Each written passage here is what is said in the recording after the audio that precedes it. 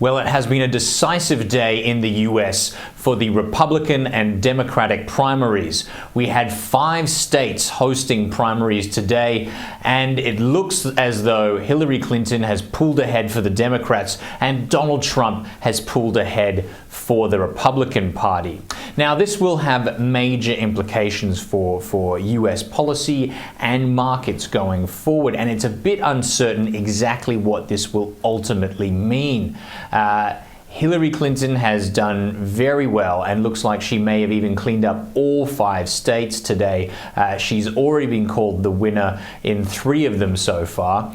And Donald Trump looks like he will be winning 4 out of 5, with Ohio going to John Kasich, but that's unlikely to really stand in his way too much. And the only other major challenges to him, both Marco Rubio and Ted Cruz, look to have fallen away in the polls. So Donald Trump has been a very decisive figure in the Republican Party, with many establishment Republicans not wanting to back him. So what this exactly means is a bit uncertain at the moment, with certainly a number of establishment people in the party unlikely to fall in behind him.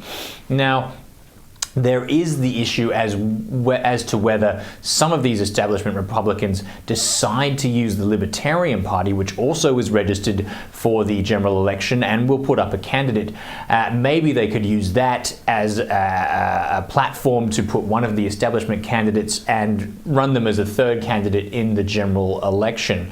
The biggest question, and probably the greatest fear for the Republican Party, is if Hillary Clinton does extremely well against Donald Trump in the general election, because Donald Trump is very divisive and he has used language that has put off a lot of minority voters and many people to the left on political and social issues against him.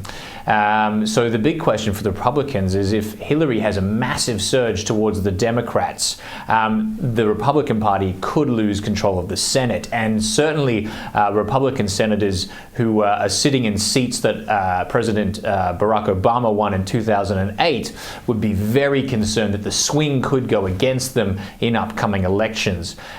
So that would be very dominant, particularly for the Democratic Party. If they not only won this election but also won back control of the Senate, it would have a decisive change in US policy and certainly give Hillary Clinton a lot more power than Barack Obama has had in his second term as president, with not having the concerns of getting certainly appointments blocked in the Senate. And when we know that already one Supreme Court seat is up and potentially more throughout the term, it could prove to be very decisive in moving US policy back into the Democrats' control. So the big question, I think, for markets is, would that could that bring more stringent bank reform or more market controls?